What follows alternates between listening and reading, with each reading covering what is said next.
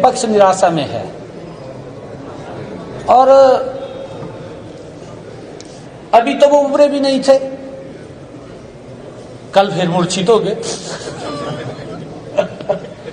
अभी तो उभरे भी नहीं थे और अभी यहां की बात नहीं है, अभी तो 2029 भी दिखाई नहीं दे रहा इन्हों। इव करें तो क्या करें? अगर विपक्ष की भूमिका ठीक नहीं निभाई जा रही तो हरियाणा के लोग देख रहे हैं कि विपक्ष के लायक भी नहीं है, बाहर करेंगे इनको।